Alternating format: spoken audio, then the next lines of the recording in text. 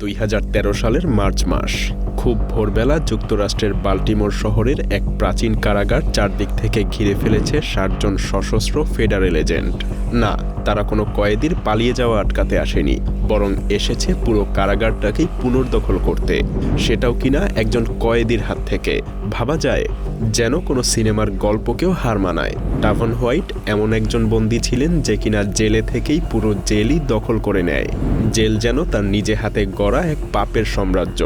এই বন্দী শুধু জেলের ভিতরে টিকেই ছিল না, বরং পুরো জেলখানাটাই সে নিজে চালাতে থাকে। এমনকি 4 জন নারী জেলরক্ষী তার সন্তানের মা পর্যন্ত হয়।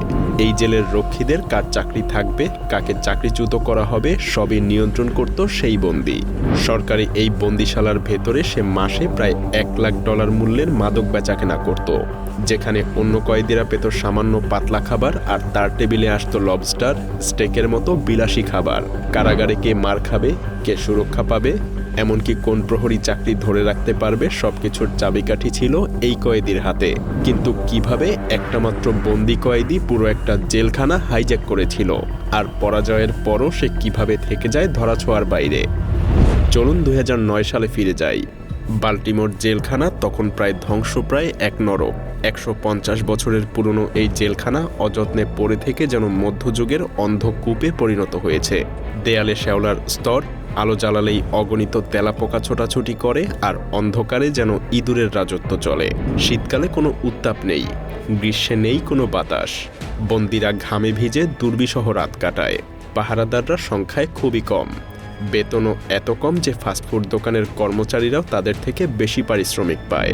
খুনি আর গ্যাং লিডারদের সামলাতে গিয়েও অনেকের মনের জোর থাকে না, তাই সেখানে প্রতিদিন দাঙ্গা লেগেই থাকে এবং নিষিদ্ধ জিনিসপত্র দেদারসে ভেতরে ঢোকে। এক কথায় এই জেলখানায় পাহারা ছিল নামমাত্র। বলা যায় এটা ছিল মালিকহীন এক অরাজকতার দুর্গ। আর এই অরাজকতার মধ্যেই এসে হাজির হয় টাভন হোয়াইট, একজন ভয়ঙ্কর গ্যাংয়ের সদস্য, যাকে একটা হত্যা চেষ্টার মামলায় বিচার শেষ না হওয়া পর্যন্ত এখানে আটকে রাখা হয়েছিল।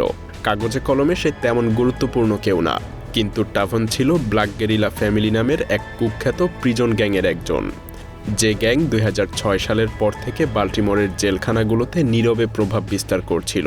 টাভন দ্রুতই বুঝে যায় যে কারাগারের ভেতরে এক বিশাল ক্ষমতার শূন্যস্থান তৈরি হয়েছে, এবং সে সেটাই পূরণ করতে দৃঢ় প্রতিজ্ঞ। জেলে আসার পর থেকেই টাভন ছোটখাটো ঝামেলা থামিয়ে শৃঙ্খলা রক্ষার দায়িত্ব নিজে হাতে নিতে শুরু করে। বিভিন্ন গ্যাং যখন পরস্পর মারামারিতে ব্যস্ত, টাভন এগিয়ে গিয়ে ঝগড়া থামিয়ে দিয়ে শান্তি স্থাপন করতে শুরু করে। ধীরে ধীরে বন্দিরা দেখতে পায় যেখানে পাহারাদাররাই হাল ছেড়ে দিচ্ছে, সেখানে টাভনই সব সমস্যা মেটাচ্ছে। কয়েক মাসের মধ্যেই কারাগারের কোন বন্দি কাকে আঘাত করবে, কোন ঝামেলা কিভাবে মিটবে, সবকিছুই টাভনের অনুমতি নিয়ে হতে শুরু করে। মূলত ভেতর থেকে সে যেন কার্যত ওয়ার্ডেনের ভূমিকাই নিয়ে নেয়। টাভনের সাথে কথা না বলে জেলের ভেতরে কিছুই ঘটত না। হ্যাঁ, পুরো জেল যেন তার নিয়ন্ত্রণে। শান্তি স্থাপনের পর টাভন নজর দেয় ভিন্ন দিকে। জেলের ভেতরে আগেও একটু আধটু চোরাচালান হতো, কিন্তু এবার দুর্নীতিগ্রস্ত রক্ষীদের দিয়ে টাভন বিশাল এক অবৈধ সরবরাহের নেটওয়ার্ক গড়ে তোলে। সিগারেট, মাদক, মোবাইল, যা চান তাই মিলবে, কিন্তু $10 মোবাইল $500 দিয়ে কিনতে হবে। এই চোরাবাজার থেকেই অচিরেই টাভনের মাসিক আয় লাখ লাখ ডলারে পৌঁছে যায়। সেই টাকা দিয়ে সে বাইরে নিজের নামে বিলাসবহুল গাড়ি কেনা থেকে শুরু করে প্রহরীদের ঘুষ এবং দামি উপহার দেওয়ার সবকিছুই করতে থাকে। জেলের ভেতরে বসে টাভন যে পরিমাণ অর্থ সম্পদ উপভোগ করছিল তা বাইরের বড় বড় মাদক ব্যবসায়ীকেও হার মানাতে শুরু করে। টাভনের সবচেয়ে অদ্ভুত অস্ত্র ছিল কারারক্ষীদের নিজের দলে টানা। বাল্টিমোরের এই কারাগারের অধিকাংশ প্রহরীই ছিলেন অল্প বয়সী নারী, প্রায় 75% কর্মী মহিলা, যারা কম বেতনে প্রতিদিন ভয়ঙ্কর পরিবেশে ডিউটি করত। আর টাভন এই দুর্বলতাটারই সুযোগ নেয়। সে কোনো কোনো রক্ষীর সাথে মিষ্টি ভাষায় কথা বলতো, তাদের কাজের প্রশংসা করত।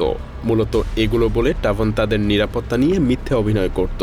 টাভনের নিয়ন্ত্রিত ওয়ার্ডগুলোতে সে ইচ্ছা করেই কোনো হাঙ্গামা হতে দিত না, যাতে ওই গার্ডরা কিছুদিন শান্তিতে থাকতে পারে। তারপর হঠাৎ করেই ওই রক্ষীদের লকার বা গাড়িতে লুকিয়ে দামি ব্যাগ বা মোটা টাকা উপহার হিসেবে পৌঁছে দিত, যেটা আসলে টাভনের লোকজন বাইরে থেকে করত। এভাবেই ধীরে ধীরে বেশ কয়েকজন মহিলা প্রহরী টাভনের প্রতি প্রবলভাবে আকৃষ্ট হয়ে পড়ে।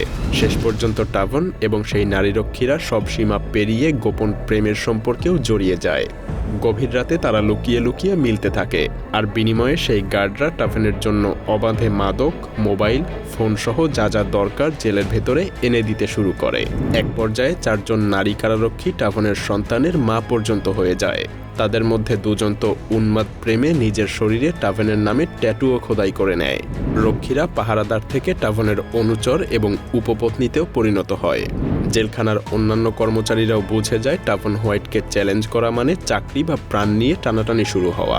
প্রেম, ভীতি আর ঘুষের মিলিত প্রভাবে টাভন পুরো কারাগারটাকে নিজের হাতের মুঠোয় করে ফেলেছিল। তবে অবশেষে বাইরের আইনশৃঙ্খলা রক্ষকদের কানেও এই কাহিনীর খবর পৌঁছে যায়। FBI গোপনে তদন্ত চালায়। 2013 সালের এক ভোরে তারা বিশাল এক অভিযানের প্রস্তুতি নেয়। সরকারি এজেন্ট আর পুলিশ দল একসাথে কারাগারে ঢুকে সশস্ত্র অভিযান চালায়। যেসব রক্ষী টাভনের সঙ্গে মিলে কাজ করছিল তারা সেদিন সকালে ডিউটিতে এসে নিজেদেরকে গ্রেফতার হতে দেখে।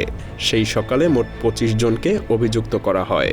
এদের মধ্যে 13 জনই কারারক্ষী ছিল এবং তাদের অনেকেই ছিলেন সেই মহিলা গার্ড যারা টাভনের সঙ্গে অনৈতিক সম্পর্কে জড়িয়ে পড়েছিলেন। সারা দেশ এই ঘটনা জানতে পেরে হতবাক হয়ে যায়। সংবাদে গার্ডদের ট্যাটু এবং তাদের ঘরে লুকানো হাজার হাজার ডলারের তথ্য বেরিয়ে আসে। এরপর জনগণের চাপে 2015 সালে বাল্টিমোরের ওই কুখ্যাত কারাগারটা চিরতরে বন্ধ করে দেয়া হয়। মজার ব্যাপার হলো টাভন হোয়াইট ধরা পড়ে গিয়েও শেষ হাসিটা সেই হাসে। হ্যাঁ, টাভন নিজের চামড়া বাঁচাতে FBI এর সঙ্গে হাত মেলায়। সে কোর্টে গিয়ে সমস্ত কাহিনী খুলে বলে দেয়।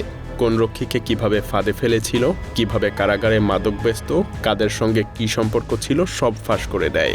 যে নারী রক্ষীরা তার নামে গলায় ট্যাটু করেছিলেন এবং তার সন্তানের মা হয়েছিলেন তারা আদালতে টাভনের মুখে নিজেদের কাহিনী শুনে হতবাক হয়ে যায়।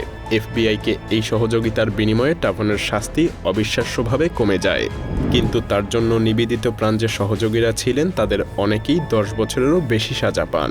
মূল হোতা হয়েও টাভন হোয়াইট অবিশ্বাস্যভাবে অল্প সাজা পেয়েই পার পেয়ে যায়। আর এই ঘটনাই প্রমাণ করে জেল ব্যবস্থার নজরদারিতে বিশাল ফাঁক, আর ভেতরের লোকদের যোগসাজশ ঘটলে পাথরের মতো দুর্গ যেন ভেতর থেকে ধসে পড়ে।